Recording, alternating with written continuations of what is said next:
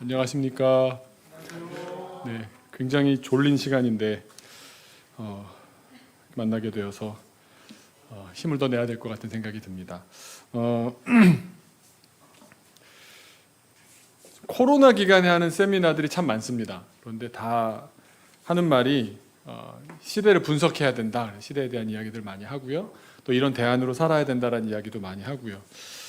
저는 조금 다른 방법으로 또 이야기를 통해서 한번 나눠보고자 합니다. 제가 먼저 한번 퀴즈를 낼 텐데요. 저는 먼저 제 상황을 설명드리고 이런 상황에 있는 교회나 교역자에게 코로나는 어떤 변화를 가져왔을까요를 한번 여쭤보려고 하거든요. 저는 목사님 소개해 주신 대로 연동교회에 있다가 원래 유명한 명성교회 8년 있었다가 연동교회 5년 있었다가 명성교회 8년 있었던 이유는 제가 이유라고 나중에 갖다 붙인 거지만 그 당시에는 제가 있었던 2001년부터 2008년에는 전 세계에서 아동부 숫자가 제일 많은 교회였습니다. 제가 아는 바로는. 왜냐하면 아동부 숫자가 출석하는 아이들이 4,000명 정도 됐거든요. 그래서 한 학년에 500~600명이었어요. 그래서 그 아이들을 한 학년별로 이제 해서 한 시간에 200명, 300명, 9시에 200명, 11시에 250명 이렇게 예배를 했었고요. 8년을 매번 쉬지 않고 이제 예배했더니 제가 8년 있다가 떠날 때 그런 계산을 해봤습니다. 나는 과연 이 교회에 있으면서 어린이 예배를 몇 번이나 했고 몇 시간이나 했나 봤더니요, 10,000시간이 넘더라고요. 10,000시간의 법칙을 배울 때쯤 나는 어린이 사기 전문가인가 봐. 혼자 이런 생각을 했던 것이, 주일이면 한 학년부서라고 해도 9시, 11시, 1시인데 예배를 저는 마이크를 잡고 제가 혼자 끝까지 다 했어요. 찬양 인도하고 게임 인도하고 설교하고 기도할 때만 집사님 잠깐 드리고 제가 또 자꾸 막 얘기하고. 그러니까 그 주일에만 3번 저녁 예배, 수요일 저녁 예배, 교사들 미리 모임하는 거 일주일에 한 7, 8번 정도를 8시간 정도를 8년 동안 한 거예요. 그랬더니 이상한 어떤 그 감이 왔습니다. 어느 교회에 가서 애들만 만나도 여기가 되는 교회인지 안 되는 교회인지 아는 능력이 생기더라고요. 하나만 말씀드려 볼까요? 긴장하지 마시고요. 네. 아이들을 만나보면 아이들이 선생님을 부르는 톤을 보면 좀 느껴지는 게 있어요. 선생님, 이런 교회가 있고요. 선생님, 이런 교회가 있고요. 네, 이런 교회가 있어요. 어디가 괜찮은 교회 같아 보이세요? 2번 정도가 무난하시죠? 네. 제가 그게 어떤 예의 범절을 기준으로 드린 말씀이 아니고요. 한 어린이가 가장 편하게 생각하는 사람이 누굴까를 한번 생각해 봤거든요. 그랬더니 아이들한테는 엄마가 제일 편해요. 근데 엄마를 부르는 톤하고 선생님을 부르는 톤이 비슷하다면 그 교회는 되는 교회더라고요. 이해가 되시죠? 네.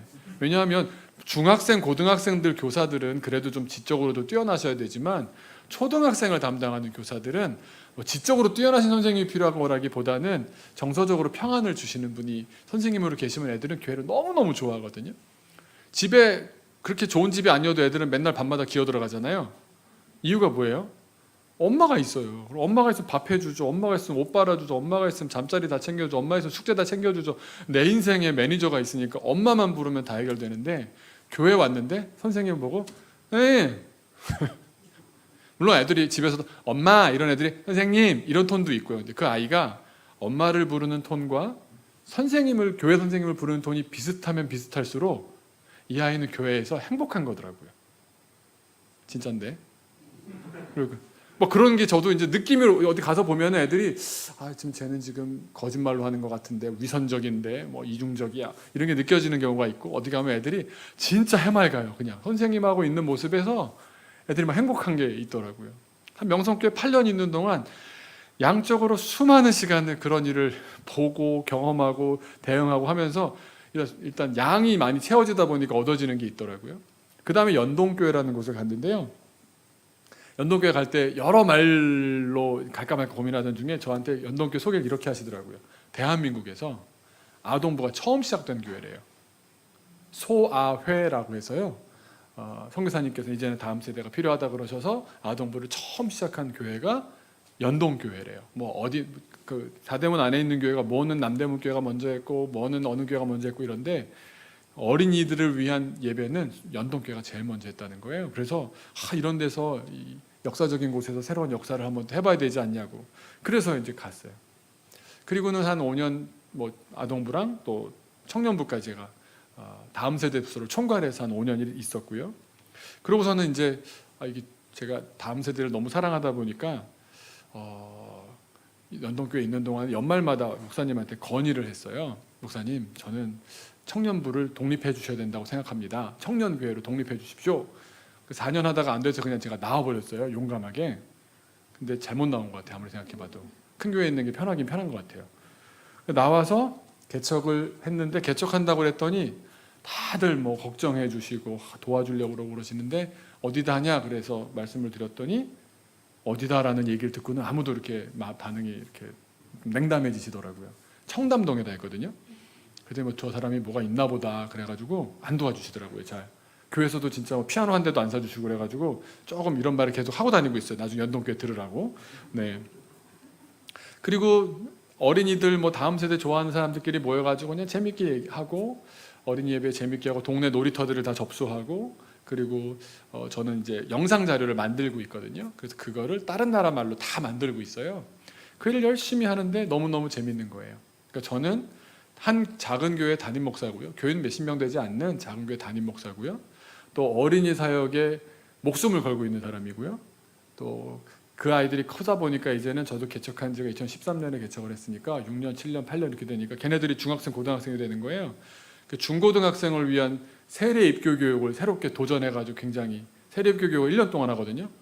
1박 2일로 12번을 해야지 세례를 줘요, 저희는. 네, 그래서 3명밖에 못 받았어요, 지금까지요. 한 해에 3명밖에 못 줘요. 깊이 있게 만나는 대신에 뭐 안 주면 딴 데 가서 받든가 진짜 그렇게 해요. 어차피 부흥은 못할 것 같아가지고 제가 있는 아이들을 깊게라도 가르치자. 그래서 초등부 했던 게 기반이 돼서 중고등부도 막 열심히 하고 있어요. 그러니까 저는 담임 목사면서 다음 세대를 아동부부터 중고등부까지 잘 가르친다고 가르치고 있는 사람이면서 또 영상 자료를 만들어서 여러 나라 말로 만들고 있는데 그 재미나게 목회를 하다가 감사하게도 이제 저희를 좋게 보시는 분들의 후원이 있어서 여러분과 굉장히 가까운 별내역 앞에 상가 건물 한 층의 일부를 사서 들어갔습니다. 와, 아니 그러지 마세요. 아니, 부동산만 너무 좋아하셔. 정말 가서 힘들었단 말이에요. 네. 별내역 앞에 있는 10층짜리 건물의 10층의 일부에 들어가서 예배를 또 재밌게 진행했어요. 저희 너무너무 좋았어요. 왜냐하면 10층짜리 건물에 3층은 만화방이 있었고 7층엔 방방이가 있었거든요. 애들이 놀 데가 너무 많은 거예요. 그래서 예배 끝나 같이 놀고 예배 공간 하나밖에 없으니까 오전에 어린이 예배한 자리에서 어른들 예배하고 시간 바꿔서 이렇게 한 거예요. 그냥 함께 있는 게 좋아서. 그러면서 100명이 넘었어요, 어른이. 초대형 이건 보통 부흥이 아닙니다, 여러분. 이거 엄청난 부흥입니다. 근데 코로나를 맞았잖아요. 제가 이렇게 성장하던 교회가, 이렇게 좋았던 교회가 코로나를 경험하면서 어떻게 되었을까요? 먼저 한번 수적으로는 어떻게 됐을까요? 교인들의 출석은 반으로 떨어졌습니다.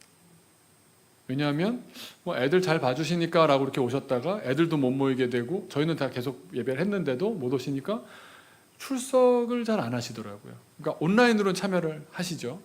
근데 그것도 1년이 되고 2년 가까워지니까 온라인으로 들으시는 분들이 꾸준히 안 하시더라고요. 저희가 온라인에 굉장히 강해요. 저희 영상을 직접 예배 내용도 다 만들거든요. 직접 어디서 갖다 쓰는 게 아니라 저희가 출연을 다 하고요. 그걸 처음부터 다 그랬어요. 왜냐하면 늘 영상을 만들던 팀이니까. 그래서 안타깝게도 현장 출석이 줄어들다 보니까 거기 뒤따라서 온라인 출석도 한다고 하셨다가 떠나시고 또 온라인 하시는 분들이 온라인도 이렇게 좀 흡족하게 예배를 안 하시다 보니까 좀 떠나시더라고요. 근데 어린이는 어땠을까요? 어린이들의 숫자는 줄었을까요? 뭐 어떻게 됐을까요? 줄었을 것 같아요. 예, 줄었습니다. 근데 어른들은 50%가 줄었다면 애들은 10%밖에 안 줄었어요. 초등학생이라 봐야 저희가 한 40명 이렇게 됐는데 한 35명, 30명 때는 계속 유지. 그 다음에 출석을 다 회복했어요. 다 다녀요. 물론 저희가 이제 교회를 저쪽 청계산 쪽으로 이사를 갔거든요. 왜냐하면 저희가 교회적으로는 하나의 교회가 버티기에 작은 개척교회는 힘들더라고요. 재정적으로도 힘들고 이렇게 그 건물을 얻으면서 이제 월세 다달이 이제 이자를 내야 되는 비용이 너무 아까운 거예요. 수입은 줄었는데 지출은 똑같은 상황에 처음에는 한 몇 개월은 교역자들이 돌아가면 월급을 안 받았어요. 저희는 약간 미친 인간들이어서 저희는 약간은 선교사 같은 사람들이어서 그렇게 했는데 그게 버티는데 한계가 있잖아요. 그래서 이거 건물이 아니다. 그래서 건물을 내려놓고 같은 건물을 함께 쓰자고 하는 교인들이 60, 70대로 구성되어 있는 교회에서 건물 마음대로 써! 이런 얘기를 들어서 그 동네에서 오셨다고 그러는데 저희가 상적동이라는 곳으로 이사를 갔습니다. 거기서 예배드린 지 2주밖에 안 돼가지고요. 아직은 남양주가 좋아요. 네. 교회는 저희 건물은 이제 없어졌습니다. 어른들은 줄었습니다. 그런데 어린이들은 10%는 부모님이 안 오시니까 어쩔 수 없이 따라서 안 오는 경우였지 본인의 의지로 안 오는 아이가 없습니다. 심지어 여기서 청계산까지를 다니는 아이들도 여럿 있습니다. 그리고 또 한 가지 질문은 제가 하고 있던 영상 사역은 어떻게 됐을까요? 네? 대박 났습니다. 이렇게 되면 어떻게 되는지 아십니까? 담임 목사가 자기네 교인들 늘리는 데는 실패했잖아요. 당장에 아무런 현실적인 도움이 되지 않는 어린이들은 잘 지켰잖아요. 그리고 우리랑 아무 상관이 없는 전 세계 많은 어린이들을 위한 어제도 벵가로 작업을 밤 11시까지 녹음을 했거든요. 한국에 나와 있는 벵글라데시나 서벵갈에서 온 청년들을 모아다가 페이를 주고 목소리로 녹음해서 성경 자료를 만들어요. 그러면 우리 돈 들여서 만들고 그거를 유튜브에다 무료로 올려서 무료로 쓰게 하니까 정말 딱 봐도 수입이 전혀 없을 것 같지 않습니까? 근데 그게 너무 즐거운 거예요. 왜냐 그거 올리고 나서 올렸습니다라고 하면 갑자기 페이스북에 벵글라데시 목사들이 저한테 친구를 걸어요. 누군지도 모르고 글씨도 모르는 글씨로 막 좋다고 하트 날리는데 이게 무슨 말인지 단 하나도 못 읽을 사람들도 많아요. 제가 오늘 여기 강의를 오면서 강의안이 있습니다. 2장 잘 빡빡하게 해왔는데요. 이 코로나 기간에 세미나를 하는 상황에 저의 이야기를 먼저 드리고서 함께 하는 게 좋겠다는 생각이 들어서 코로나를 지나고 보니까 아무래도 눈에 보이는 면에 있어서는 상당히 약해진 건 사실인 것 같습니다. 그런데 하나님께서 그냥 저희한테 하라고 했던 일을 열심히 하고 있는 부분에 있어서는 꾸준하거나 대박이 나거나 현실적으로는 도움이 안 되고 오히려 기운만 빠지지만 하나님 나라라는 기준에서 보면은 그게 보이는 거예요. 어제도 벵가로 녹음 다 끝나고 아신대 박사과정에 있는 그 방글라데시 목사가 같이 녹음을 하고 있는데 이분이 우는 거예요. 왜 그래? 그랬더니 양반이 목사님 그러면서 얘기하는 내용이 자기는 방글라데시 고아원에서 태어났대요.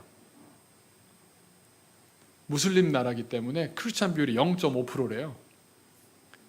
근데 자기는 태어나서 부모가 나를 버렸는데 버려진 것이 감사하게도 기독교 고아원이었대요. 부모가 자기를 버린 게 너무 감사하대요. 거기서 주님 알았대요. 그래서 어렸을 때부터 자기는 하나님 너무 좋고 예수님 너무 좋고 어떻게 전하면 살 수 있을까 했는데 좋은 목사님, 선교사님 만나가지고 한국까지 유학을 와서 지금 아신대학교에서 박사과정을 하고 있어요. 그런데 나 같은 어린이가 내가 다녔던 그 고아원에 이거 전해줄 생각하니까 너무 기쁘다는 거예요. 그분이 저희 교회 헌금이라도 하실까요? 아무런 현실적인 도움이 안 돼요. 근데 제가 그때 어젯밤 탁 느꼈어요. 나를 버티게 하는 힘이 이거구나. 저희 교회는 다른 교회 이제 셋방살이 들어갔어요. 교인들이 많이 있어서 멋있게 이렇게 착착착 움직여주는 것도 끝났어요. 애들만 많아요. 흥분회 같은 거 있잖아요, 저희. 흥분회. 완전 흥분해요, 저희. 결과적으로 코로나는 이기동 목사를 흥부로 만들었어요. 나가서 제가 맨날 밥 사줄 거 생각해야 되고 그래요. 근데 그러면서 제가 그런 제 상황을 보는데 다 어려워진, 현실적으로 다 어려워졌잖아요. 근데 저한테 큰 3가지 변화가 있었어요. 교회 옮긴 거 말고 2가지가 더 있는데 하나는 제가 오늘 석광호 목사님 보면서 정말 놀랐습니다. 저분이 저렇게 뚱뚱한 분이 아니셨거든요. 저랑 반대로 가시는 거예요. 저분 저 옷이 들어가셨던 분인데 지금 밖으로 빼셨어요 지금.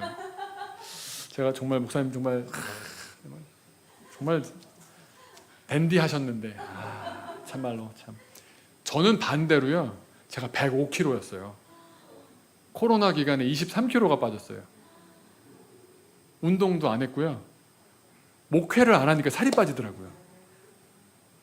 만날 수가 없잖아요. 내가 원하지 않는 음식을 먹어야 될 일이 없잖아요. 그러니까 코로나가 결국에 보면 하나님께서 제 몸을 완전히 바꿔놓으셨어요. 모든 건강검진 지표가 너무 좋음으로 바뀌었어요. 저 병원 가면 병원에서 저를 되게 좋아해요. 이런 분들은 좀 알려야 된다고. 저를 전도의 수단으로 쓰려고 간증 집회를 하려고 막 그러세요. 네. 그 뭐 했냐고 그래서 아니 먹으라는 거 먹고 당신 탄수화물 좀 줄여도 탄수화물 안 먹고 뭐 하루에 그냥 1000보는 10,000보는 걸어야지 동네 걷고 이게 다거든요. 쑥쑥쑥쑥 빠지더라고요. 그러니까 이게 목회를 안 하면 좋은 건가? 생각이 좀 근데 이런 생각은 들어요. 하나님께서 나를 돌아보게 하시더라고요. 속으로 단단해질 수 있는 시간을 허락하셨더라고요. 그리고 또 하나의 변화는 저희 아들이 고등학교 1학년을 자퇴했습니다. 1학년 1학기를 다니고 이런 학교 다녀서 뭐해요? 그러고 자퇴했어요. 그리고 작년 6월에 7월에 자퇴를 하고 지금 미국의 주립대학을 들어가 버렸습니다. 17살에. 다 때려치고 그냥 네가 알아서 온라인으로 공부해 그러니까 되는 길이 있더라고요. 우리가 한편으로는 남들이 말하고 남들이 세팅해 놓은 데를 따라서 이렇게 살았는데 너무 에너지를 많이 썼던 것 같아요. 근데 하나님께서 군더더기를 다 드러내시는 것 같고요. 내가 진짜 버티고 있는 힘이 어디서 오는 거지? 그걸 다시 돌아보게 하시는 것 같더라고요. 제가 되게 좋아하는 말씀이 바로 마태복음 25장의 달란트 비유 이야기거든요. 너무 잘 아시죠? 5달란트, 2달란트, 1달란트 있고 뭐 주인이 멀리 나갔다가 돌아왔더니 10달란트가 됐고 4달란트가 됐는데 1달란트 그냥 1달란트더라 이거잖아요. 근데 그 2배씩 늘려낸 그 종들에게 칭찬하는 내용이요. 마태복음 25장 21절과 23절에 똑같이 나와요. 헬라어로 봐도 한 토시도 안 틀려요. 그러니까 이거는 성경적으로 보면요 엄청난 강조예요. 하나님은 주인이 하나님이시잖아요. 하나님은 종의 마음에 드는 종, 충성된 종, 정말 복된 종에게 어떻게 칭찬하시고 무엇을 칭찬하실까요? 우리에게 허락된 시간을 우리가 어떻게 보내야 하나님이 칭찬하실까요? 그리고 그때 어떤 복을 주실까요? 오늘 그 말씀을 좀 나누려고 하는데요. 우리 23절 한번 같이 볼 수 있을까요? 네, 마태복음 25장 23절. 네, 화면 준비됐습니다. 네, 나왔어요? 네, 같이 한번 읽어볼까요? 시작. 그 주인이 이르되 잘하였도다 착하고 충성된 종아 네가 적은 일에 충성하였음에 내가 많은 것을 네게 맡기리니 내 주인의 즐거움에 참여할지어다. 네, 21절 23절 똑같거든요. 보시면 두 가지 상급이 나와 있어요. 그러니까 어쨌건 무엇을 했어요. 그래서 착하고 충성됐다라는 것은 인정이 됐습니다. 하나님께서 긍정하시는, 하나님께서 인정하시는, 하나님께서 박수 쳐주시는 종이라면 앞으로 두 가지를 기대해도 좋은 겁니다. 우리가 이 코로나라는 시간 동안에 하나님과 더불어 하나님이 원하시는 삶을 잘 살아낸다면, 그런 교회가 된다면, 그런 개인이 된다면, 그런 가정이 된다면 하나님께서 두 가지 약속을 해주십니다. 전 저걸 정말 삶으로 믿고 있거든요. 첫 번째는 어디 뭐 상급 같은 데만 안 나오는 것 같으시죠?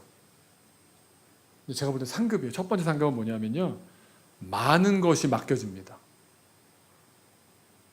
그러니까 상대적으로 지금 내가 해왔던 거, 하나님께서 지금 나한테 맡겼던 일을 작은 것이라고 생각하는, 아니 그 작은 일인데 라고 해서 뭐 의미 없다고 생각하는 게 아니라 작은 것이나마 자기가 최선을 다하고 크게 생각하고 열심히 하면 하나님이 어느 날 나타나셔서 네가 지금까지 했던 일 이거 해내라고 애썼는데 작은 일이야. 근데 그게 이렇기 때문에 너에게 큰 일을 맡기겠어. 하나님의 약속입니다. 이거를 제가 교회 다니면서 이렇게 교사대학 강의를 할 때 11월에 부르는 교회가 좀 이렇게 수상한 교회예요. 11월에 교사대학을 하는 이유가 뭔지 아세요? 연말에 그만두시지 못하게 하려고. 그래서 저한테 이제 이렇게 주문이 들어왔죠. 목사님 저 이렇게 좀 위로도 해주시고 이렇게 해주세요. 근데 저는 그러려고 그랬던 게 아닌데 마침 그때 이 말씀을 드렸더니 되게 그 주최 측에서 좋아하시더라고요. 한번 생각해 보세요. 자기가 반을 맡으셨어요, 가령. 아우, 이건 어떻게 보면 작은 일이잖아요. 근데 처음 맡으시는 분한테 이게 얼마나 큰 일이에요. 5명만 받으면 이름 빨리 첫 주 외우려고 이름 더 열심히 연습해서 외우고 또 전화번호로 전화할 때도 뭐 가슴이 콩닥콩닥 뛰면서 받을까 안 받을까, 뭐 나 알아나 볼까, 내가 누군지 나 알까, 내 얼굴 기억이 날까, 막 이러면서 한 주 한 주 이렇게 열심히 하잖아요. 그러시고들 계시잖아요, 그지요? 네. 근데 그러다 보면은 뭐 물론 떠나는 아이들도 있지만 또 새로 오는 아이들도 있고 또 전도에 오기도 하고 그래서 보통 뭐 하다 보면 또 뭐 우리 한참 때는 그죠? 10명이 되기도 하고 늘기도 해요, 어린이들이. 그러면 아휴, 내가 어떻게 2자릿수 반의 선생님이 될 수가 있어? 막 이렇게 막 뿌듯해지죠. 근데 연말 되니까 하나님이 오셔서 그러는 겁니다. 내년에 부장하세요. 그 부서를 다 맡으래요. 할 수 있어요? 아니 진짜 너무 이렇게 자기의 삶으로 이렇게 하지 마시고요. 그런 상황이라면 기쁘시겠어요? 안 기뻐요. 내가 지금 이거 하느라고도 얼마나 힘든데. 근데 하나님의 비밀이 있더라고요. 뭐냐면 자기는 그냥 적은 일인데, 하나님 보시기엔 적은 일인데 나한테는 큰 일이라서 정말 긴장하면서 해냈어요. 근데 주님의 판단은 뭐냐 하면 그거 적은 일이야. 그 얘기 뭘 것 같아요? 너는 더 큰 일을 맡아도 할 수 있는 사람으로 이미 변화돼 있어. 아니 제가 어떻게 해요? 너 벌써 티칭 스킬이 좋아졌잖아. 너 벌써 아이들 눈만 봐도 어떻게 말 걸어야 될지 알잖아. 너 이런 일이 있을 때 누구한테 전화해야 되는지 알잖아. 자기가 자기도 모르게 문제 대처 능력도 좋아지고 어린이 이해 능력도 좋아지고 그러면서 이 반 아이들을 행복하게 만드는 선생님이 되어가고 있는 거예요. 진짠데. 자기도 모르게 하나님 맡겨주신 일을 크게 생각하고 열심히 감당하다 보면 하나님께서는 적은 일이야 넌 더 큰 걸 할 수 있어. 더 큰 일을 맡기십니다. 자녀도 그렇고요. 기업도 그렇고요. 적은 일입니다. 하나님 보실 땐 적은 일일 수 있다니까. 이게 제가 뭐 폄훼하는 말이 아니고요. 나한테 큰데 이것 때문에 진짜 목이 뭐 타 들어가고 힘들어 죽겠는데 하지만 하나님 보실 때는 너 그 일을 잘 해냈지. 넌 이미 큰 사람이 되어 있어. 더 큰 일 맡겨줄게. 다들 지금 부장 되는 거 아닌가라는 트라우마에 지금 걱정. 그러지 마시고 그냥 우리가 일반적으로 좀 받아들여 보시면은요. 무슨 말씀인지 다 아시잖아요, 그렇죠? 자기도 모르게 하나님께서 그 사이에 나를 키우시더라고요. 이 달란트 받은 사람들은 뭡니까? 그냥 5달란트 그냥 이거 어떻게 하지? 막 열심히 뭐 팔든지 뭘 했든지 한 거잖아요. 그 와중에 어떤 일이 있었겠어요? 이 사람이 더 큰 사람이 되어 있는 거예요. 뭐 돈을 더 많이 굴린다는 차원이 아니라 많은 사람, 많은 어떤 이 프로젝트, 또 많은 어떤 하나님이 맡기신 사명을 감당할 사람으로 변화되어 있는 겁니다. 우리가 하나님께 착하고 충성된 종아라고 어려운 시간도 잘 견뎌내는 그런 칭찬받는 종이 된다면 그 시간이 끝나고 난 다음에 하나님께서 더 큰 것을 맡길 사람으로 준비시켜 놓으셨을 겁니다. 여러분들이 그런 분들인 줄로 저는 믿습니다. 두 번째 복은 뭐냐면요. 주인의 즐거움에 참여한대요. 사장님들이 많이 하는 말씀 있죠. 직원들이 내 맘 같은 사람이 없다고. 그런 말씀 들어보세요. 담임 목사님들은 뭐라고 그러신지 아세요? 어느 회사나 오너의 마음과 그 직원의 마음이 다르다는 건 상식적으로 얘기하잖아요. 근데 이건 말이 안 되는 거죠. 주인이 종들을 부렸는데 종들이 주인이 즐거운 일을 함께 즐거워하는 거예요. 어느 종이 주인과 같이 즐겁겠습니까? 만약에 주인이요 파티를 좋아하는 주인이라고 생각해 보세요. 맨날 파티, 맨날 사람 너무 좋아해. 맨날 불러. 그러면 지나가는 사람도 막 데려와. 아이고 그 종들을 시켜서 지나가는 사람 다 오라고 그래. 내가 얼마든지 먹일게. 그러면 종들 입장에서는 모셔오는 것까지 좋다고 쳐요. 먹여야죠. 뭐 포도주 나가야죠. 뭐 연회상 차려야죠. 그리고 사람들 나갈 때 주인은 나가서 인사하고 막 끌어안고 막 이렇게 하고 있는데 남은 그릇을 보면 종들의 마음이 어떻겠어요? 우리 주인 진짜 짜증나. 이런 생각 안 들겠어요? 일 벌리는 거를 좋아하는 종은 없습니다. 없습니다. 근데 주인이 그러는 게 자기도 좋은 사람이 있는 거예요. 주인의 즐거움이 나의 즐거움이 되는 경우는 어떤 경우일까요? 더 이상 종이 아닌 겁니다. 내가 종으로 부름 받았는데, 종으로 쓰임 받았는데 마음이 주인하고 내가 같아진, 그게 뭐예요? 자녀예요. 자녀가 된 거예요. 하나님께서, 아버지께서 뜻이 있어서 저 사람을 불러오셨겠지. 저 사람이 여기 와서 복음을 듣고 알아듣고 여기 와서 저런 사람 우리에게 없으면 좋겠다 싶은 사람인데도 와서 주님을 알게 되고 변화받고 새 가지 코스를 받고 내가 그 사람을 태워다 줘야 돼. 내가 이것까지 해야 돼? 근데 아버지가 기쁘실 걸 생각하니까 나도 기쁜 거예요. 여러분, 하나님께서 우리에게 바라시는 거는요, 아버지가 기뻐하시는 일을 함께 기뻐하는 자녀 되길 원하세요. 이 어려운 시기를 지금 보내면서요, 제가 정말 크게 배운 것을 오늘 나누려고 하는데요, 인원이 많이 줄었어요. 근데 그러면서 생긴 변화가 두 가지로 나눠지는데, 어떤 사람은 걔들은 왜 안 오는 거야? 이런 분들이 있고요. 어떤 분들은 온 아이들을 더 깊이 만나시기도 해요. 그럼 우리가 할 수 있는 일, 전화해서 안 온 친구들한테 연락해야죠. 또 온라인에서 저희 만나가 채팅도 하고 많은 거 해요. 저희도 화요일에는 저희 주중에는 화만나와 목바지가 있거든요. 그럼 줌에서 몇십 명까지 들어와가지고 같이 게임하고 퀴즈 대회 선물 주고 주일 예배한 거 다시 리뷰하고, 그런 방법은요, 기술적인 건 아무것도 아니에요. 그냥 하면 돼요. 모르시면 제가 다 가르쳐 드릴게요. 저희 다 해요. 근데 나와 있는 아이들과 한 번의 그 짧은 만남에 깊이까지 들어가는 게 쉽지 않더라고요. 저희 교회는 어떤 걸 하냐면요, 제가 청계산 쪽으로 간 이유가 그건데, 거기가 저수지 앞에 있고 유원지가 있고 교회 옆 건물이 거의 100억짜리 카페가 있는 곳이거든요. 주말 되면 그 카페 때문에 사람들이 그렇게 몰려들어요. 근데 저희는 애들이랑 뭘 하냐면 1박 2일을 해요. 4명만 해요. 1박 2일, 새해 입교도 토요일에 와서 주일에 가요. 1박 2일을 해요. 그러면 이제 교역자들이 입이 이렇게 나와요. 걔네들 한 2시쯤 오면요, 그 다음날 11시까지 데리고 있는 거거든요. 아침 11시까지. 거의 20시간 정도를 같이 놀고, 저는 그래도 고기 굽는 천재가 됐어요. 진짜 돼지고기 굽는 데 저만큼 훌륭한 사람이 없는 것 같아요. 어제도 또 구웠거든요. 어제도 여자애들만 3명 와서 또 같이 했어요. 한 명 온다고 못 와가지고 3명 와가지고, 그러면서 엄마들, 선생님, 우리 엄마들 가운데 한 분이 원예 하시는 분이 있어서 원예 수업하시고, 또 저희가 이 기간을 맞이해서 땅을 빌렸어요. 아는 분을 통해서 LH 땅 1200평을 경기도 의왕에 있는데 야산에 맘대로 심을 수 있는 땅을 해가지고요, 지난 겨울에 교육자들이 가서 다 개간을 해놨어요. 제가 관리기에 제가 담당이거든요. 저가 지나가면은 고랑이 만들어집니다. 왜냐하면 목회를 할 일이 없어요. 지금 안 만나줘요, 교인들이. 그때는 그러니까 제가 할 게 없으니까 땅을 만드는 거예요. 그래서 비료하고 관리기로 돌려서 밭 만들고, 그게 저의 일이었어요. 3월에 애들이 다 같이 가서 감자 심었어요. 어제 잡초 뽑으러 갔더니 벌써 이만한 게 다 나오더라고요. 그래서 2주 지나서 이제 수확하려고 그러거든요. 아이들이랑 토요일에 모여서 산에 가요. 그러면 산에는 야외니까 마스크 안 하고 일해도 되게 널리 떨어져 있으니까 밭일 열심히 해요, 애들이.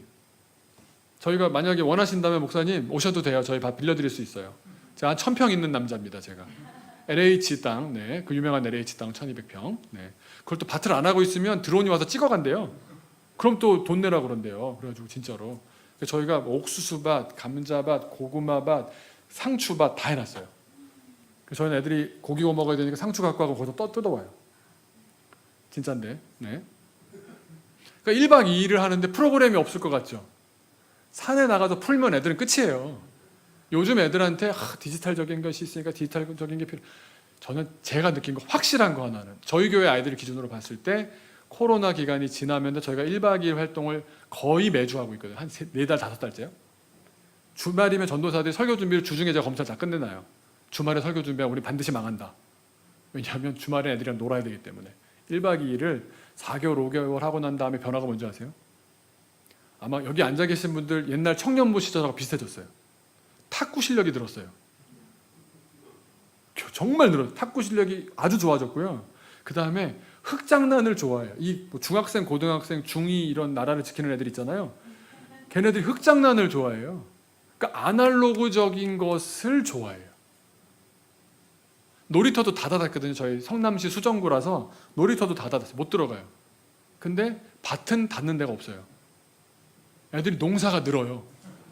거짓말 아니고 저희가 모임 6학년 6명, 6학년만 애들이 6명이에요. 그래서 6명 모임 불법이긴 하지만 두 팀으로 나눠서 남자 4, 여자 2명인데 모여가지고 일을 시켰어요. 걔네들이 간 날이 시기상으로 봤을 때 감자를 심어야 되는데 얘네들이 300평 감자를 다 심었어요. 6명이요.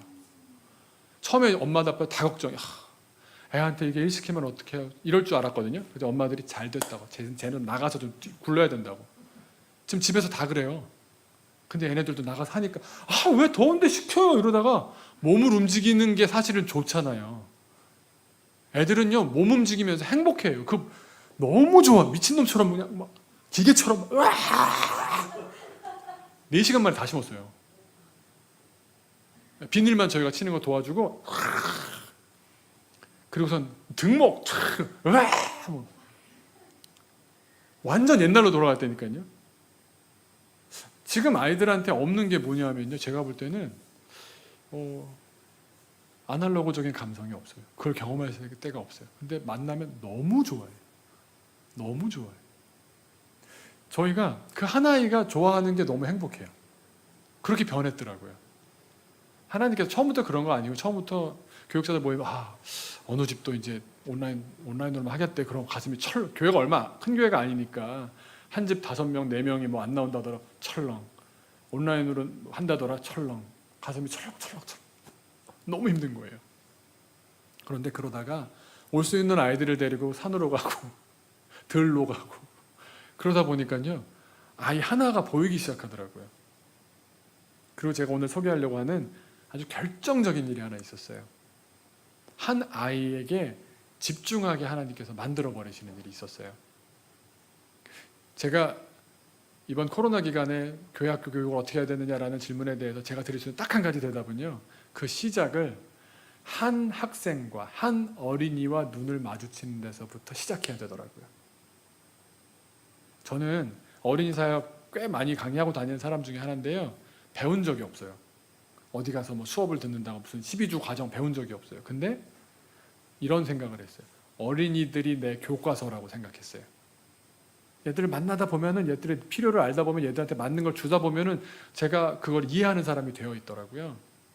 그래서 저한테 뭐 만약에 전도에 대해서 설교해 주세요 그러면 어떤 어린이 얘기를 해요. 그 안에 구조가 있고 또 뭐 어떤 아이에 대해서 얘기하면은 양육에 대한 게 나오고 하나님께서 이렇게 한 명 한 명에 집중하게 했더니 그 아이를 통해서 저를 가르치시더라고요. 그래서 저는 그렇게 표현해요. 우리 교회 아이들이 저의 교과서입니다. 우리가 지금은요 어떤 이론도 안 먹는 시대를 살고 있어요. 뭐 기독교 학교 다 망했잖아요. 지금 기독교 교회를 학교로 만드는 시스템 다 망했거든요. 지금 다 안 돼요. 지금 그럼 어디서부터 시작해야 되느냐? 내 눈앞에 있는 한 사람과의 관계로부터 시작해야 되더라고요. 제가 하나님께서 즐거워하시는 일에 이 말씀을 기준으로 말씀드린다면 하나님께서 즐거워하시는 일에 저도 즐거워하게 하나님께서 만드셨어요. 그 일이 저를 바꿔놨고요. 그 일이 우리 전도사님들 다 바꿔놨고요. 그 일이 우리 교인들을 다 바꿔놨어요. 지금 안 떠나는 교인들은요, 온프라인 계속 나오는 교인들은 뭐냐면 그 아이 보러 나와요. 걔 요즘 이번 주에 나왔어요. 그 하나의 얘기를 좀 드리려고 하는데 저희 교회에서 아마 예배당 오는 걸 가장 사모하는 아이일 거예요. 집이 여기 별내예요. 별내. 작년 9월이었어요. 9월에 CTS 방송국에서 전화가 왔어요. 제가 CTS에 아는 분들이 꽤 PD들을 여러 명 알고 방송도 같이 했는데 전혀 모르는 PD로부터 그 방송을 모르는데 전화가 왔어요. 미라클 7000이라고 하는 프로그램이 있더라고요. 그게 이제 뭐 어느 요일은 선교사님을 위해서 모금하고 어느 요일은 뭐 다음 세대를 위해서 모금하는데 그 PD가 저한테 다짜고짜 묻는 거예요. 목사님네 교회에 소연이라는 아이가 다녀요. 그래서 어떻게 하셨어요? 그랬더니 섭외하면 좋겠다는 이야기를 이제 하기 위해서 저한테 연락을 했던 거예요. 되게 스토리가 웃긴 게 뭐냐면 그 기독교 방송국 PD니까 이 방송에 출연을 시켜서 얘를 소개하고 알리면 얘는 교회도 잘 다니고 있는데 이렇게 불우한 환경이니 이 방송을 보시는 여러분 도와주세요. 그래서 모금한 금액을 이 아이한테 주는 거예요. 그런 방송이더라고요. 그래서 이제 막 조사를 하다가 예전에 이 아이가 그 SBS인가에 나왔었어요. 한번 출연을. 근데 그걸 보고는 시간도 좀 지났는데 지금 상태는 어떤지 알아봤더니 지금도 여전히 치료가 필요하다는 걸 알고서는 기독교 방송 출연을 한번 의뢰하려고 전화를 한 거예요. 그러면서 한 가지 조건만 있으면 돼요. 뭐겠어요? 교회 다니냐. 그걸 확인하려고 애한테 물었더니 애는 제대로 이제 대답을 못했어요. 그래서 그 아이의 보호자는 할머니시거든요. 부모님이 안 계시고 할머니한테 물어본 거예요. 그랬더니 할머니는 철저한 불교 신자세요. 보살님이세요.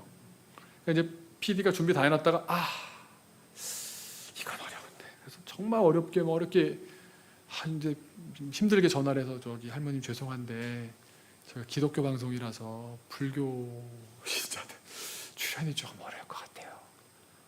할머니 입장에서 좀 기대도 하셨는데 내심 안타깝잖아요. 그래서 뭐라고 그러셨냐면 우리 손녀는 교회 다니는데요. 혼자 다니는 거고요. 장애인 어린이가 혼자 다녀요, 교회를. 그러니까 그럴 거라고 상상도 못한 거죠. 아니 대충 취재를 해봤는데 그 상태의 어린이가 혼자 교회를 나올 수 있다? 상상이 안 된 거예요.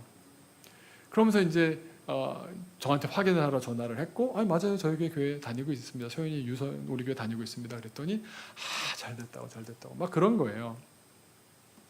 내용이 어떤 내용이냐면요. 소연이라는 아이가 태어났을 때 파타우 증후군이라는 이따 제 영상으로도 보여드릴 텐데요. 파타우 증후군이라는 병이 뭐냐면 염색체 이상이 원인이래요. 그러니까 뭐 허리가 아프다, 뭐 다리가 아프다, 머리가 아프다가 아니라 염색체이기 때문에 뭐 이렇게 몸을 돌고 다니다가 어디서 부딪혀서 문제가 생기면 거기가 온몸이 다 문제가 될 수 있는 거더라고요. 그리고 이 증후군을 태중에서 갖게 되는데 태중에서 사망하는 경우가 80%래요. 그러니까 살아서 태어나기가 쉽지 않은. 게다가 태어나도 20%의 확률을 가지고 태어나도 1년 안에 50%가 사망한대요. 그러니까 1년까지 살 수 있는 확률은 10%예요. 그러니까 지금 이 아이가 얘가 지금 3학년, 4학년 이제 3학년이거든요. 10%의 확률이 아니라 여기 이 나이까지 살아있는 애가 없어요. 학계에 얘 말고 보고된 애가 없대요.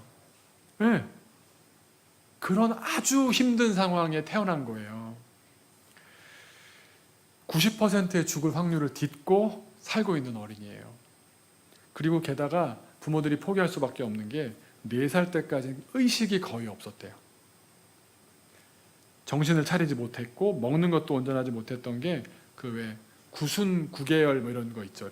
이렇게 돼서 제가 실수할까 봐 써왔어. 이거는 윗 입술이 완전히 둘로 갈라져 있었대요. 그러니까 뭘 씹어도 이렇게 나와버리고 음식물 섭취가 안 되는 거죠. 그래서 4살 때까지 수술을 이제 했어야 할 수 있는 게 4살이 돼서야만 할 수 있어서 4살 될 때까지 콧줄로 우유만 먹었대요. 그러니까 영양이 좋았을 리가 없죠. 뭐 씹어 먹거나 그런 것도 없고 그냥 액체로만 먹었으니까.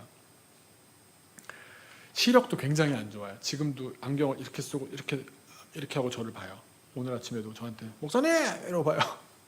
되게 이렇게 뭐 시비 걸듯이 봐요. 그게 이게 시각 때문에. 우린 다 아니까 괜찮죠. 도수도 아주 도수가 굉장히 높은 안경인데 또 가까이랑 멀리 보는 게 또 다르고요.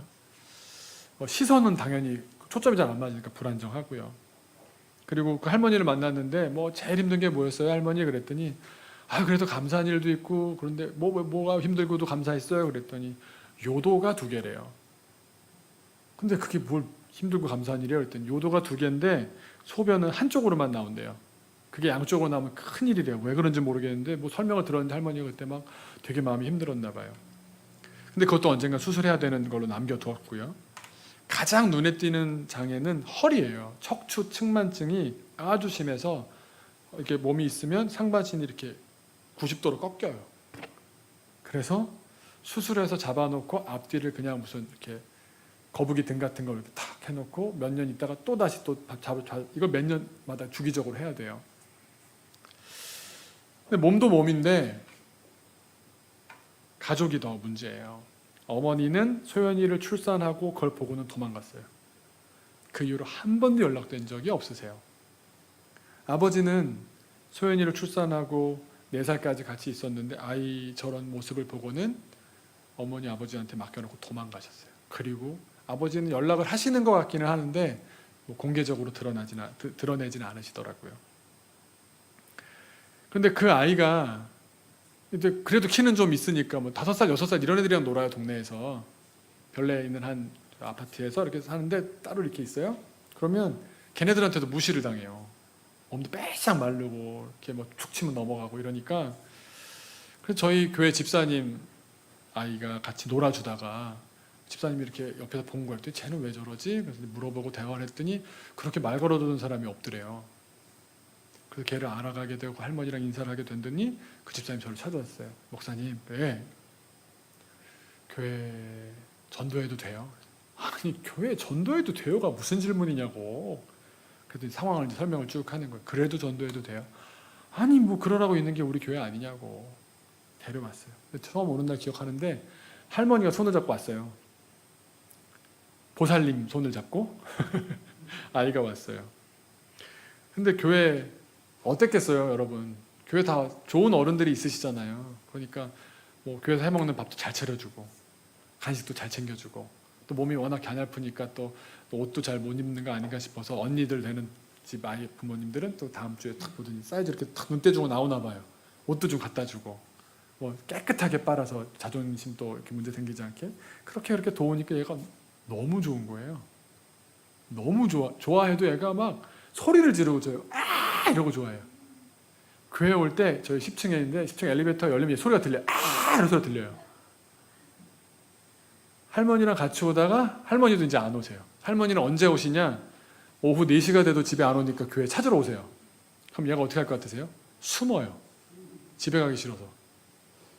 그럼 저희 교인들은 숨겨줬다가 할머니 여기 있어야지 이러고 이제 가요. 집에 갈 때까지도 그냥 바로 가는 법이 없죠. 20번은 안녕하세요, 안녕히 계세요를 하고 가야 돼요. 인사했다고 그럼 또 와서 인사했다고 계속 가기 싫어가지고. 근데 코로나가 왔어요. 얘한테 코로나는 진짜 나쁜 거더라고요. 약한 사람들한테 코로나는 악하게까지 가더라고요. 그래서 저희 전도사랑 고민을 했습니다. 야, 어떡하면 좋냐 그랬더니 할머니 할아버지가 무슨 온라인 예배 이렇게 접속했으니까 이거 뭐 유튜브가 뭔지도 모르시는 할머니인데 그러다가 저희가 야 가자. 그래서 어차피 뭐 신방도 없는데 네가 신방해. 그래서 매주 가요. 주일에 안 나온 날은 주일 예배 영상은 컨텐츠가 있으니까 들고 탭을 들고 걔네 집에 가서 둘이 예배 같이 드려요. 전사님이 1대1 예배를 드려버렸어요. 어차피 저희가 뭐 이렇게 부흥하기로 마음먹은 교회도 아니고 뭐 알게 뭡니까, 그죠? 그래서 그냥 하는데 애가 전도사님 오시기를 저도 가끔 따라가면 저 목사님 오기를 너무 기다려요. 진짜 성경에서 예수님이 말씀하시는 아이들이 오는 것을 금하지 말라 막 펄짝펄짝 뛰면서 좋아해요. 진짜 말 그대로 펄짝펄짝 뛰어요. 애가 매주 신방을 갔어요. 할머님도 마음을 조금씩 여셨죠. 그리고 이제는 저희가 오는 것을 막지 않으세요. 보살님께서 얼마든지 오라고, 얼마든지 데려가라고. 지금 저희 교회가 사실은 이제 중간에 말씀 안 드렸는데 별내에 있다가 잠실에 1년 있다가 청계천 더 멀리 간 거거든요. 근데 할머니는 어차피 안 오실 거니까 관심이 없어요. 그냥 데려갔다 데려오면 된다고. 당신 손에 있을 때, 전도사님 손에 있을 때만큼만 전도사님 확실히 내 손에서 데려가고 내 손에 데려다 준다면 100% 믿겠다고. 정말 저희 교회는 돈 안 되는 일만 하지 않습니까? 그래서 매주 신방을 다니고 매주 얘기를 하고 있었던 그 시점쯤에 연락이 온 거예요. 방송국에서요. 어떻게 방송국에서 얘를 알고. 저희는 그냥 얘가 교회 나오는 게 재밌고 교회 와서 이렇게 했습니다. 교인들한테 전도사님이 가서 만났어요. 영상 찍어서 이렇게 전교인한테 한 번씩 보여주면 아유 참 귀하다고. 근데 교인들이 귀하다 그러면서 이렇게 진짜로 좋아하진 않더라고요. 좀 이렇게 함께 뭐 해주면 좋겠는데 선이 있으시더라고요. 교인들은 뭐 거기까지 해주시는 것도 고맙죠. 뭐 교역자 역할이니까 또 그렇게 하는데 한번 영상으로 먼저 한번 보실래요, 소연이? 여기 남양주 사는 애예요, 남양주. 네, 동네 아이인데 저희보다도 가까이 사시는데. 네, 한번 괜찮나요? 네, 소리가. 네.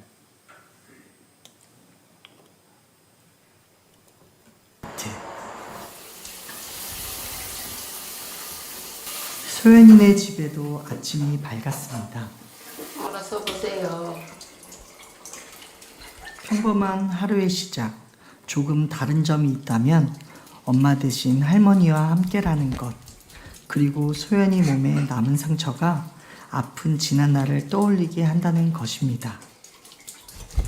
그때는 완전히 이쪽이 아주 완전히 이렇게 축 처져 갖고 이게 돌아가니까 애가 이렇게 몸이 기울어지더라고요.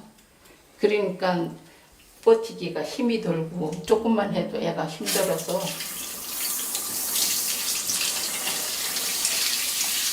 그리고 고개가 다 펴지지 않고 앞으로 숙여지는 것도 약간 그런 예, 것 같은 거. 척추 때문에 땡기니까 돌아간 것이. 그래가지고 정신 마취를 시키니까 네. 그게 좀 너무 막 마취를 너무 많이 시켜놔서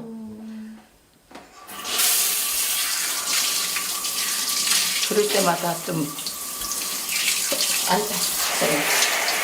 어른도 힘드는데 그거 하고 나면 깨고 나면은 막 토하고 아주 물까지 다 토하고 나중에는 파란 물이 다 올라와요. 마음이 너무 안 좋죠. 지금 그래도 흉 생기지 말려면 미안. 연고를 발라서 이만한데 이제 지금은 이러는데 나중에 컸어도 본인이 얼마나 괴롭겠어요. 소연아 할머니도 이따 고 나갈게. 나 크림 바르지. 일로 오세요. 올해 9살. 소연이는 요즘 들어 부쩍 외모에도 관심을 갖기 시작했습니다. 오늘 거울 보니까 어때요? 예뻐요. 예뻐요? 어디가 제일 예뻐요? 볼. 그런데 조금 이상한 상황들이 펼쳐집니다. 내가 똑똑하게 다 설명해. 방금 할머니한테 엄마라고 한 것 같은데. 아니에요. 가끔 엄마라 소리 잘해요. 맨날 저가 엄마라고 하니까. 엄마랑 아빠 보고 싶을 때 있어요? 언제 보고 싶어요? 밤에. 엄마. 할머니지 얼마야? 엄마. 엄마야? 알았어. 우리 손녀딸 할머니 엄마야. 할머니 엄마. 엄마 이제 그만 불러. 엄마 그만 불러. 불러보지 말고. 할머니가 처음에는 걸음을 못 걸었어요. 예, 수술실까지 들어가서 마취약을 딱 찌르면 침대 이렇게 아기를 안고 있으면 주사기를 딱 찌르면 바로 떨어지니까 산소기 갖다 대면서 이렇게 눕혔는데 손을 못 빼겠는 거예요. 애를 이렇게 눕히고 나면 그랬더니 뒤에 선생님들이 이렇게 딸을 이렇게 해서 바깥으로 데려오 나와서 보호실 자리로 데려다 주는데 걸음을 못 걷겠더라고요. 기부스 하고 나와가지고는 볼 수가 없더라고. 속옷 이렇게 하고 솜 같은 것이 이렇게 애가 싸갖고 있으니까 그때 생각은 너무 기가 막혀서 이렇게 하고 애가 어떻게 배길까. 발 기부스한 것만 해도 힘드는데 이렇게 통기부스 하고 어떻게 배길까 그렇게 하고. 앞으로 사춘기가 되면 과연 소연이가 어떻게 할까 그런 걱정도 들고 자기 몸이 저러면 그거를 또 비관을 삼지 않을까 그런 생각. 아이 데리고 앉아서 울면서 우리 아프지 말고 건강하게 살자 그렇게 할 때가 많아요. 그리고 아이는 재워놓고 밤에 곰곰이 생각하면 앞일이 까마득하고 어떻게 해야만 얘가 잘 클 수 있을까. 그날 오후 할아버지 약 잡세요. 아이고, 할아버지 약 소녀가 가졌어. 아유, 고마워. 재활 치료를 받고 돌아온 소연이가 고사리 손으로 할아버지의 약부터 챙깁니다. 뇌경색과 허리 디스크로 오랜 시간 투병 중인 할아버지인데요. 얼마 전엔 피부암 진단을 받고 수술을 받기도 했습니다. 잘 먹었어? 청겨울에 한 번씩 이제 가서 타오는데요. 가면은 이제 거기서 체크를 해요. 체크를 하는데 나아지질 않는다 그래요. 아주 소연이가 잊어버리면 갖다 주고 그래요. 아주 기특해요. 할아버지 잊어버려. 텔레비 보다가 잊어버릴까 내가 맨날 말해요. 소연이가 18살까지라도 할아버지 할머니가 곁에 있을까? 이제 할아버지하고는 둘이 얘기를 많이 해요. 할아버지가 항상 그 소리를 하죠. 내가 나이가 있으니까 내가 길어야 한 5년이 아니겠냐. 그래서 할아버지 보고 그런 소리는 하지 말자. 가는 길은 누가 모르니까 할아버지가 먼저 가든 내가 먼저 가든 나이 적다고 안 가는 건 아니잖냐. 우리가 있는 날까지는 그래도 잘 보살펴주고 맨날 자나깨나 그게 걱정이죠. 뭐. 쟤를 좀 성장하게끔 내가 돌봐줄 수 있는 그런 시기까지는 살아야 하는데 그걸 살 수가 없을 것 같아요. 능력이 없대요. 자신이 없어요. 네, 그게 건강하지 못해서 그게 걱정이고 건강해서 정말 몇 살까지 이제 내가 저걸 치다까리를 해야 되느냐 그게 걱정스러워요. 며칠 후 반가운 손님이 찾아왔습니다. 예, 들어오세요. 소연아, 잘 지냈어? 우리 진짜 오랜만이야. 소연이가 가장 좋아하는 목사님과 전도사님이 신방차 방문한 것인데요. 이제 교회 오면은 진짜 애들이랑 너무 잘 가. 그지, 소연아? 애들하고 어울리니까 뭐. 몸은 어때요? 좀 몸은 그래도 그런 대로 네, 또 웬만해서 아프다 소리를 안 하니까. 그러니까 밥만 잘 먹으면. 소연이 이제 밥 잘 먹을 수 있죠. 됐다. 조당 전도사님하고도 약속. 전도사님 할머니랑 전화. 할머니하고도 약속. 할머니하고도 약속. 할머니 약속해 주세요. 밥 잘 먹게 할머니랑. 소연이의 밝은 모습에 아직 믿음이 없는 할머니도 소연이와 함께 웃음꽃을 피워봅니다. 소연이 집에 왔으니까. 저는 소연이가 행복하게 자랐으면 좋겠어요. 또 얘가 진짜 이렇게 막 볼 때마다 더 아픈 것들 이제 극복해 가는 거 보는 것도 너무 행복하고요. 예. 9구단 6단까지 외운 것도 너무 기특하고. 예, 그 과정을 함께하는 게 의미 있다고 생각이 들고요. 신앙이라는 게 무슨 뭐 어떤 물질이어서 그냥 어디서 퍽 주면 받고 이런 게 아니라 살면서 이제 이렇게 경험되는 거잖아요. 체험되는 거잖아요. 근데 좋은 신앙의 사람들과 같이 살다 보면 체득되는 거잖아요. 그렇게 삶으로 사라지는 게 되는 경우에 또 그걸 보면서 할머니 할아버지도 참 교회가 다르구나 생각하실 수 있으면 뭐 좋은 거. 전도사님이 뭘 해주고 뭐 거기 있었던 얘기 와서 막 조절조절 그래요. 참새 같아요. 그때 궁금해서 데리러 가면 숨어요. 안 올라고. 그래서 이제 생각해보고 소연이가 소연이가 잘하면 할머니 인도해 주실 거고 하나님이 해줄 거지? 그날 저녁 소연아, 할아버지랑 할머니랑 위해서 소연이가 교회에서 기도 어떻게 배웠어? 그거 할머니 할아버지한테 한번 보여줄 수 있을까? 기도해줘. 기도해 줄 수 있어? 하나님 감사합니다. 할머니, 할아버지 건강하고 할머니 다리도 안 아프게 해주고 어깨도 안 아프게 해주세요. 그리고 할아버지 머리도 안 아프게 해주고 할머니 병원 가지 말게 해주세요. 할머니 어깨도 아프고 소연이의 간절한 기도가 하늘에 꼭 닿기를. 할아버지 머리 그래서 할머니 할아버지와 오래오래 건강하게 살 수 있기를 함께 기도합니다.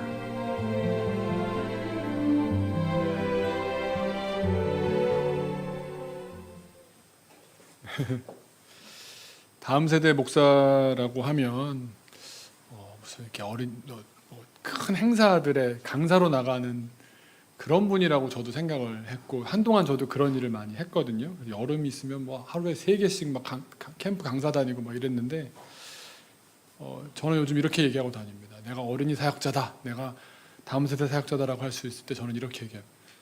소연이 담임 목사입니다. 저는 그게 훨씬 더 뿌듯해지더라고요. 아까 그 말씀 다시 이렇게 보여주시면 하나님이 기뻐하시지 않을까요? 하나님이 즐거워하실 것 같아요. 제가 하나님께 나중에 가서 얼굴을 만나뵐 날이 있을 텐데 뭐 이런저런 너는 교회를 몇 명 교회를 했냐, 부흥을 지켰냐, 무슨 말씀의 종이었느냐, 뭐 그것보다 내가 너에게 맡긴 양들을 위해서 최선을 다했느냐 묻지 않으실까요? 편집 방향을 보셔서 아시겠지만 저 PD가 저한테 계속 이렇게 뭐랄까 함정을 파고 저한테 물어보는 말이 있었어요. 뭐냐면 할머니 할아버지가 전도되게 해달라고 기도해야 되지 않냐. 목사님의 기도 제목은 뭡니까? 그러면서 이 가정에 복음 주님께서 함께 하셨어. 여기 믿음이 들어오셨어. 뭐 불교도가 막 어떻게 되고 뭐 주님께로 이런 얘기를 하는 거예요. 제가 나는 그렇게 기도 안 한다고 그랬더니 막 되게 실망스러워하는 거예요. 저를. 저는 어떻게 방송에는 못 보셨겠지만 봐도 안 나오지만 저는 그렇게 기도하거든요. 하나님, 우리 교회가 작지만 좋은 공동체가 되게 해달라고. 아까 할머니 할아버지 걱정한 게 뭐냐면 본인들은 가셔도 이 아이는 살아야 되는데 이 아이를 자기들이 가고 나면 가족을 이루어줄 사람은 없잖아요. 제가 계속 기도하는 제목이 그거예요. 하나님, 얘 어떻게 해요? 제가 입적을 해야 돼요. 어떻게 해야 돼요? 지금 진지하게 고민하고 있어요. 저는요. 진지하게 고민하고 있어요. 하나님께서 우리에게 맡겨진 아이를 진짜 자기 자식처럼 보게끔 하시더라고요. 저희 전도사님도 저도 진지하게 고민하고 있어요. 이걸 어떻게 하면 좋냐. 기도하고 있어요. 진짜 하나님, 우리 교회가 이해 감당할 수 있을까요? 저 이런 교회 본 적도 없고 이런 교회가 있다는 얘기도 못 들었고 이런 게 무슨 법적으로 어떻게 되는지 잘 모르는데 뭐 그룹 홈으로 해야 되는 건지 뭐 어떻게 하여튼 이 할머니 할아버지 믿고 맡기는 건 저희밖에 없거든요. 저는 좋은 공동체가 되게 해달라고 기도합니다. 또 물어봐요. 기도 제목 있지 않냐고. 가정의 복음화를. 아니 난 우리가 문제인데 우리가 좋은 교회가 아닌 게 문제지. 그 할머니 할아버지가 지금 잘못된 거냐. 난 거기까지 생각할 겨를이 없고 이분이 예수 믿게 해달 주시옵소서. 물론 그게 안 중요하다는 게 아니라 내가 이 아이에 대한 준비도 안 돼 있는 상태에서 막 말로만 이러는 게 아닌 것 같아서 나는 우리 공동체가 좋은 공동체 되게 해달라고 기도한다. 그랬더니 다 편집했더라고요. 여러 번 얘기했는데 그건 다 편집해버리고. 근데 어떤 일이 있었는지 아십니까? 방송을 하면 그래도 대본이라는 게 기본적으로 있거든요. 질문이 먼저 나오고 할머니도 준비하시고. 할머니가 진짜 똑똑하세요. 보셨겠지만 성함도 장난 아니에요. 성함 보셨어요? 신선여예요. 신선인데다가 선녀시기까지 한 분이세요.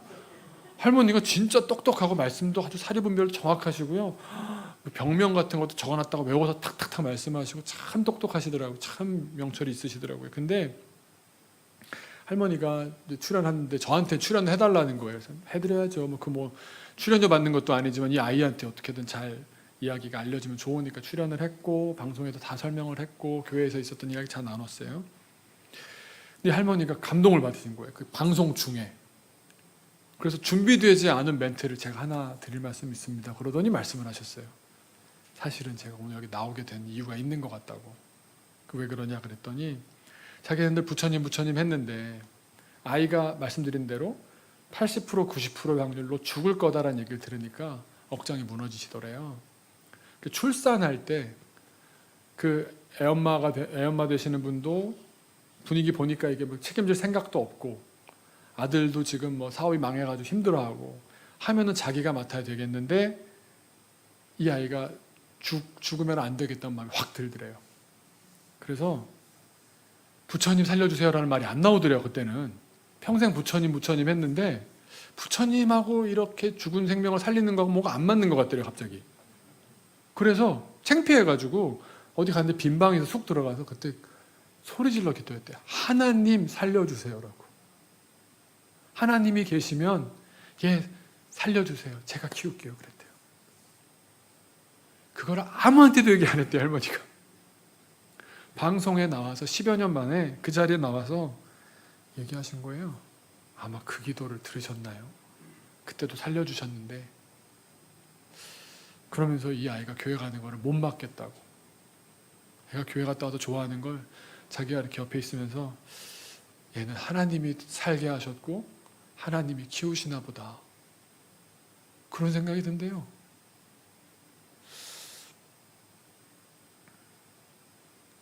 매주 출석하고 있습니다. 수술하는 날이나 수술하고 다음 주 이 정도 말고는 제가 별내까지 가서, 별내 전도사가 아직은 집에 있어서 거기 집 앞에서 태워가지고 청계산 입구까지 와가지고 예배를 드리고요. 저녁에 데려다 줍니다. 매주 합니다. 말도 안 되는 일이에요. 헌금도 안 해요. 우리끼리 얘기했는데 진짜 헌금도 안 해요. 네. 아무 도움이 안 돼요. 맨날 와서 교회에서 준비한 김밥 먹고 말이지, 간식 다 먹고 말이지. 되게 많이 먹어야 안 그럴 것 같은데. 교회 아무 도움이 안 돼요. 근데 하나님 나라에서 제일 사랑받을걸요. 그리고 저는 우리 교회가 저런 아이를 어떻게 맞이할 수 있을지를 놓고 계속 기도하게 돼요. 주님이 즐거워하시는 일을 나도 즐거워하게 되면 어떤 일이 벌어지는지 아십니까? 제가 자유로워져요. 교회의 규모, 위신, 세력, 권위, 아무것도 저를 흔들지 못하더라고요. 주님 즐거워하시는 일을 나도 즐거워하기 시작하니까 교회는 작아져도 건물은 없어져도 다 괜찮더라고요. 다 괜찮더라고요. 제가 걱정하고 있는 건 할머니 할아버지 돌아가시면 제가 어떡하지? 하나님 어떻게 해요? 어떻게 해요? 근데 이렇게까지 인도해 주셨으면 하나님이 길이 없으시겠어요? 아멘 할 만도 한데 저는 그렇게 믿어요. 하나님이 이렇게까지 저희를 붙여서 하셨으면 직접적으로 저희가 아니더라도 다른 어떤 방법을 열어주시든 저희를 어떻게 또 하나님께서 방법을 주시든 하지 않겠어요? 하나님만 붙들고 산다라는 말을 우리가 쉽게 하지만 여러분 정말 그러고 사십니까? 주님께서 저한테 맡긴 큰 일은 저 한 생명이라는 큰 일입니다. 제가 오히려 집회 다니고 어디 강의 다니고 했던 거는 작은 일일 수도 있겠더라고요. 너 그런 일 이제 할 만큼 했으니까 내가 너 믿어. 너 할 때 한 번도 거짓말 안 하고 했으니까 너 그러면 이 일을 맡아봐고 해서 주신 일이 한 인생이, 한 생명의 인생이에요. 근데 저 혼자 못하고요. 집사님들이 도와주시고요. 전도사님이 도와주시고요. 많은 사람들이 협력해서 나 혼자 못하거든요. 하고 있다니까요. 제 지금 3년째 우리 교회 다녀요. 기도 저희가 교육 잘하지 않았습니까? 제 기도 똑같아요. 할머니 어디 안 아프게 해주세요. 어디 안 아프게 해주세요. 이게 다 한 번 지나가야 끝나요. 왜냐면 할머니가 다 아프시기 때문에. 그 다음에 2절로 할아버지로 또 시작하면 또 한 바퀴 돌아야 돼요. 근데 그게 진심인걸요. 코로나 기간이 어떻고 어려움이 어떻고 하기 전에 우리가 한 생명에 대한 마음이 흔들리진 않았는지 한번 돌아봤으면 좋겠습니다. 그래서 제가 감히 부탁드리는 거는 지금 잠깐 우리 기도하고 마쳤으면 좋겠는데요. 혹시 우리 부서에 혹은 우리 반에 아이가 있으시다면 내가 저는 한 번이라도 더 할 수 있었는데 하는 안타까움이 있는 아이들 주님이 마음 주실 겁니다. 왜냐하면 교사들은 그런 마음을 하나님 맨날 부어주시더라고요. 너무 많이 부으시더라고요. 그래서 하나님 기억나게 해주시고 한 번 더 기도하게 해주시고 한 번 더 찾아가게 해주시고 위해서 그렇게 나를 사용해 달라고 그 아이를 위해서 부르신 줄로 알고 떠난 아이들한테 한 번 더 전화할 수도 있고 그런 마음 다시 달라고 한 생명에게 다시 눈을 맞추는 내가 되게 하여 주옵소서. 잠깐 기도하고 제가 마무리 기도하겠습니다.